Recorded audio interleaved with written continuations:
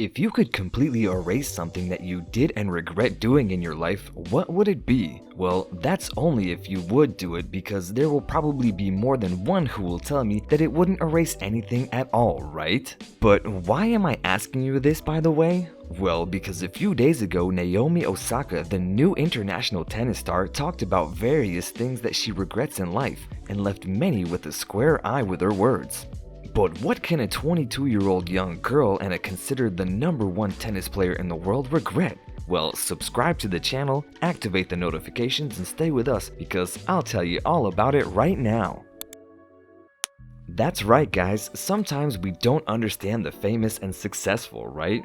I mean, what wouldn't we do to be standing where they are? But although many of us have had a hard time understanding it, everyone has their own ghosts of the past. And yes, including the young girl who is just 22 years old and about to become a living legend of international tennis, Naomi Osaka. But before we get into her causes of regret, let me tell you how she came to be the #1 so early in life. Naomi Osaka came to brighten up her parents' home on October 16th of 1997 in Choku, Osaka, Japan. The young tennis player has rather curious mixed roots, as her mother, Tamaki Osaka, is Japanese, while her father, Leonard Francois, was born on the other side of the world on the Caribbean island of Haiti. However, they decided to emigrate to Long Island, New York when Naomi was only 3. So she somehow feels much more identified with the American culture than the Japanese one, even though she speaks her mother's language perfectly and also understands French, one of her father's 2 mother tongues. And now that we have mentioned Mr. Francois, it was he who, after seeing the legendary Williams sisters play in the 1999 French Open, decided to teach his 2 daughters how to play tennis. He was not a professional tennis player, though, but he was always a great admirer of techniques of Richard Williams, father of the already mentioned Williams sisters. So as soon as they finally settled in their new home in the United States, Leonard started teaching his daughters everything he knew. After a while, however, he realized that New York's climate was not the most conducive for his daughters to train all year round without having to stop for the long, hard winter. For that reason and several others, in 2006, Leonard and his family moved to Florida. And once there, Naomi began training on public courts of Pembroke Pines until she turned 15. But from then on, her sports training was provided by French coach Patrick Trauma. Naomi's talent was evident, only that there was a small but great disadvantage: money, and we all know that tennis is not a sport of anything that is cheap. But her parents were determined to see their daughter excel and reach the top, so Mrs. Osaka had to work as hard, or perhaps even harder than Leonard, to do so. You'll agree with me that nobody likes to be robbed, right? Well, that's exactly what Leonard thought after seeing the very little progress in Naomi's skills and technique. That's why he decided to change coaches and hired Sasha Bayin. And he couldn't have made a better decision, as remarkable changes were quickly noticed. Well, so remarkable was that soon after, Naomi was placed in the 3rd round of the Australian Open Grand Slam for the first time in her life, for which she had to defeat 20 opponents. And after that came both victories and setbacks, because despite having won her first professional title at the Indian Wells Open, she then fell to 2 of the most important tournaments at the international level, Wimbledon and the French Open. But the best was just around the corner. It wasn't the title that gave her and her father the greatest satisfaction, but rather having done so against none other than Naomi's greatest inspiration, which was Serena Williams herself. It was as if my team won the final of the championships to that Barcelona of Ronaldinho and company. And in addition, with that victory, Naomi became the first Asian player, Japanese to be more specific, male or female, to win a Grand Slam in singles category. And no, it would not end there. After proving what she was capable of, she made it to the top 10 in the world and reached the final in her next tournament, the Pan-Pacific Open. Unfortunately, she could not take the title, but she continued to climb in the rankings. And by then, she had already placed 4th. But she was not looking to be the next one up, but to be #1. 2019 arrived, and with it, new challenges that Naomi did not see as such, but as an opportunity to reach her main goal, the peak of success. That opportunity had a name, the Australian Open, so having won her 2nd Grand Slam in the singles category, Naomi finally became #1 on the planet, and we're talking that she was only 21 when she did it. With such a record and at such a young age, it's no surprise that according to Forbes magazine of 2019 publications, that Naomi is already one of the world's highest paid athletes. But before telling you about her money numbers, it would be good to talk about her numbers in hitting technique.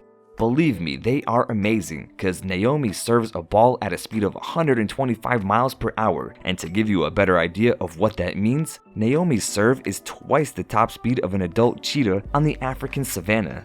You see, I told you this girl's hitting was simply extraordinary. But, well, as there can be no light without darkness, and not everything in life can be honey and glory, Naomi couldn't hold on to the first place for too long, and soon it was lost at Wimbledon. Unfortunately, the media were crafty and too harsh on her, going so far as to label the incident humiliating. And during a press conference, amidst tears, the young tennis player admitted that perhaps she had been too distracted by other things such as offers. But well, the truth is that little or none of that should matter to you. Number 1, Naomi's main goal was to reach the top 10 of the world ranking, and she did it. And even if it was only once. And number 2, despite having lost a coveted position at only 22, she has already been able to accumulate a fortune of $25 million. Much of that money, of course, comes from her performance and achievements as an athlete. However, a large part of her fortune is due to the million-dollar advertising contracts that the tennis player has with brands such as MasterCard, Nissan, Nike, All Nippon Airways, and Protector and Gamble, among others. And now it's time to talk about Naomi's regrets. When the successful young woman talked about it in her interview, very few could believe what they were hearing because Naomi is not exactly known for being too open about issues that are too personal. In fact, she is known for being too shy to be considered a fairly introverted girl.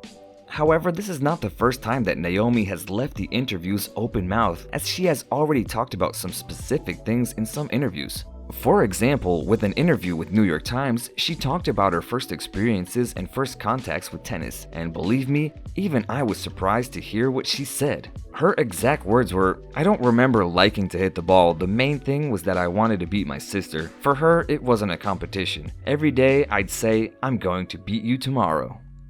And speaking of her shyness, it was precisely about that topic that the tennis player spoke about in a recent interview for the program Time Out on CNN Sports.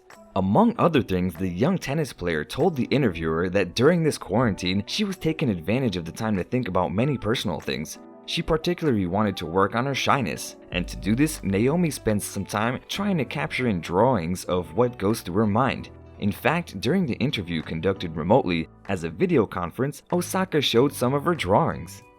Naomi also confessed that she hasn't spent time training during this forced break because, in her opinion, training 5 hours a day would be counterproductive, and she doesn't even know when the tournaments will start again. But it was when they again touched the subject of her already mentioned shyness that the interview became much more profound and personal. The night before that talk, Naomi had shared a few words about it on Twitter. The post said exactly this: "I'm done being shy. It's really a waste of my time. I could have shared so many ideas by now. I could have had convos with so many different people, all the things I could have learned, but no, I'm over here actually putting my own limiter on myself." And for that reason, when the interviewer asked about her words, Naomi responded as follows: "For me, I have a lot of regrets before I go to sleep, and most of the regret is that I don't speak about what I'm thinking. I've held my tongue and things kept me moving in a way that I didn't really enjoy. I feel like if I asserted myself, I would have gotten the opportunity to see what would have happened." Pretty deep words, don't you think, guys? It is never too late to realize what we have been doing wrong, or in a way that it's unsatisfactory for us. But it is right at this point that I will quote the words that she said during a recent collaboration with Nike. "The future is exciting because you never know what is going to happen." So good for you, Naomi, to stop looking back and to live fully in the present so that the future paints a better every day for you. What do you think, people? Did you know Naomi Osaka's amazing numbers?